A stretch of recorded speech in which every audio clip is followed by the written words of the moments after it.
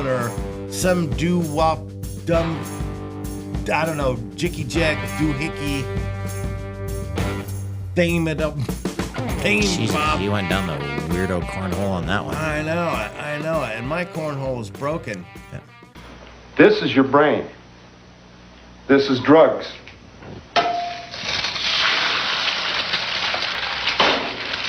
Any questions?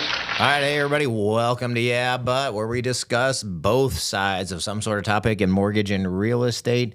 And we got one that kind of goes to a lot of hearts today, so we're going to flip a coin to see which side we're doing. I guess you're flipping, so I'll call it in the air. Okay. Warning, this might hurt your brain because we are going to discuss both sides of an issue. Yeah, crazy, I know. In this world, there are no solutions, only trade-offs. So we're going to discuss both sides of a topic, even though we don't necessarily believe either argument, and neither should you, so chill.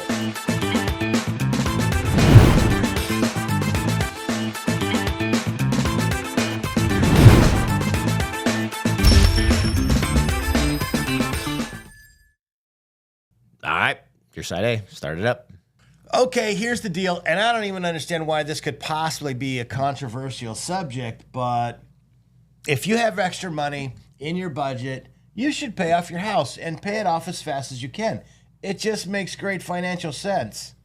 Owning your home outright gives you greater financial freedom. With no mortgage payment, you free up a bunch of monthly cash flow that you can put towards all kinds of other things. I don't know, like goals for savings, investing, retirement, travel, any number of different things. Eliminating the major monthly obligation also reduces financial stress, leading to a more peaceful mind and a longer life, by the way. And that's why people like Dave Ramsey and Susie Orman talk about this sort of thing all the time. It just makes sense. Yeah, but if you get rich, you will probably stop listening to them. So they don't really want you to get rich. So I'm not going to take their advice on this one. See, the thing is, devoting your money towards that for the sake of financial health is denying math. You've heard of math, right? Yeah. Yeah, okay. It doesn't make sense right now or anytime recently to do this. Paying off your mortgage ties up a large amount of capital in your home, which is an illiquid asset. It's much harder to access cash from your home compared to other things like stocks, bonds, or savings. Keeping your mortgage allows you to retain the liquidity or money for emergencies, investment opportunities, or life events that require cash, and you're not using your cash to its full maximization. Yeah, but you're not making sense. How can not having to pay for a place to live be bad financially? That doesn't math with me. There are really only two things that are for sure going forward, right? You need a place to live, and you need to eat. And if you don't have to pay for a place to live, you don't need to make nearly as much money to do the other things. So your other money can go to whatever. Plus, paying off your mortgage means you own your home, which can act as a hedge against financial crises or economic downturns. Without a mortgage, you're not vulnerable to foreclosure if you lose your job or face unexpected expenses.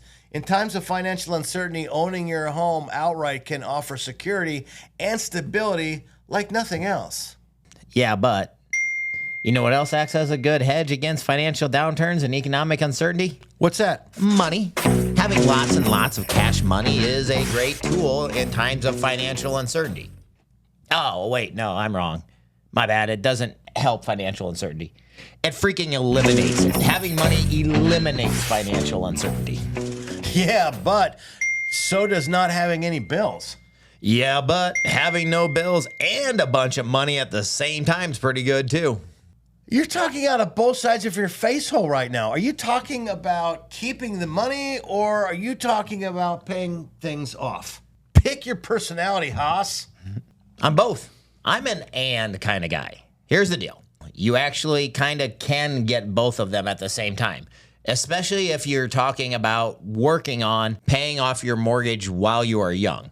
If like we're talking about doing it, starting it while you're young, it really makes sense, which most of the time, unless you inherit a bunch of money, you're going to have to start chipping away at paying off your mortgage early anyway. I mean, it's not like you're going to pay it off, an extra $5,000 a month most of the time. So the magic tool you're going to use to make both things happen of paying off your mortgage and making money, it's going to be a little thing called compound interest, which Albert Einstein called the eighth wonder of the world. You are familiar with compound interest, right? Yes, of course. I've heard of compound interest. Jiminy crickets.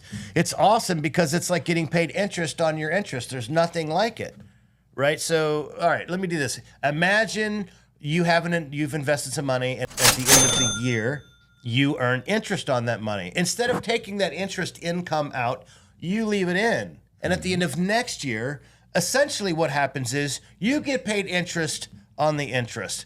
And it continues to grow over time, snowballing, growing faster and faster. It is absolutely amazing. Compounding is definitely the way to go. Think of it another way. It's like planting a tree. At first, it grows a little bit, but after a few years, it starts dropping some seeds. Now you've got a whole forest growing.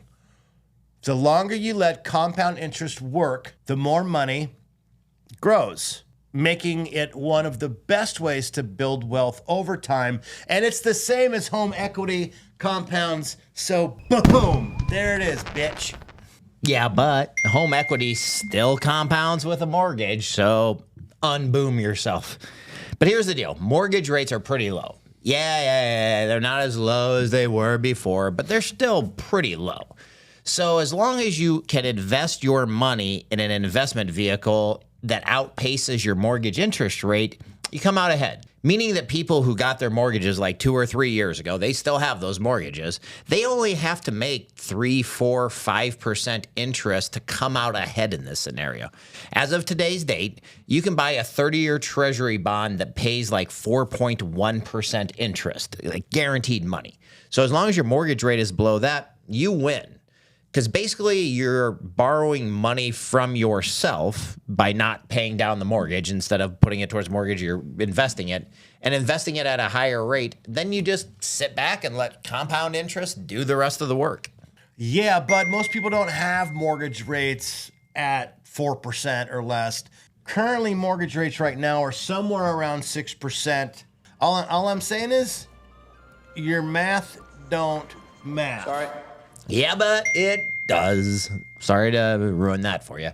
You can invest your money in an S&P 500 index fund. It doesn't require any work from you or any research or picking the right stock or anything like that. The 10-year average return from the S&P 500, which are the 500 biggest stocks in the S&P index, has historically been around 10% per year. In fact, including the bull market from 2010 till 2020, the average return has been slightly higher, closer to 12 to 14% per year. So let's say you have a mortgage at 6% or 6.5% or somewhere in that 6 to 7 range. You are borrowing from yourself at 6 to 7% and investing it at 10%. You're winning every month. Yeah, but what does that really even do? Okay, let's run the math. The mortgage payment for a $500,000 loan at 6%, just as a pure hypothetical, $500,000 mortgage at 6% is $2,997 per month. Trust me, I know what I'm doing. So if you pay $2,997 every month for 360 months, you own your house free and clear. That's a total of $1,078,920. Now Right. let's say you pay an extra $300 per month to pay it off faster. That means you'd pay off the mortgage in 23 years and 9 months. Yeah, but that's exactly my frickin' point. You save 6 years and 3 months. You pay the house off in less than 24 years. That saves you $425,000. There you go, mathed. It was a mic drop. Boom! Or maybe it was a fire. Boom! Sorry. I'm sorry. Well, yeah, but that same $300 per month invested at 10% for 30 years is $676,146. So that's 59% more money there, champ.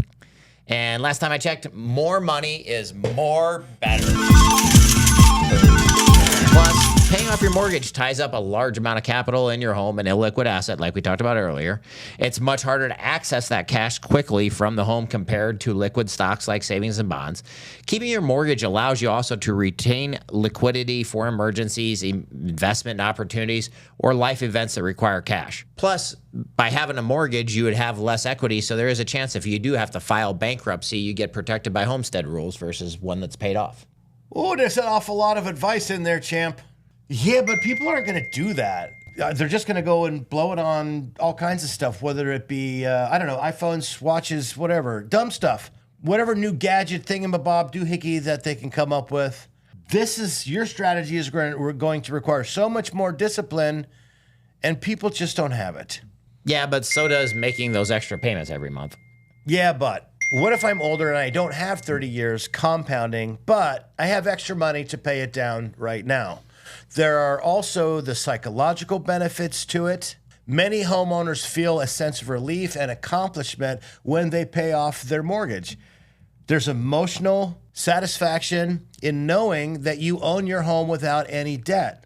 This can provide a strong sense of security, especially as you approach retirement. Not having a mortgage and having to worry about that payment, man, that could contribute to a much better life. Less financial anxiety, and quite frankly, it's proven that you'll live longer. Valid points. Okay, if you're older, there is less compounding for the compound interest to happen. Yeah, but there are also reverse mortgage options. Once you get to over a certain age, you could actually get a reverse mortgage where you don't have to make any payments at all. Now you have even more free cash flow. But yeah, if you're going to be a happier person with your home paid off, math be damned, I guess that's the thing to do. See, the thing is, I just happen to like cash. What you gonna do?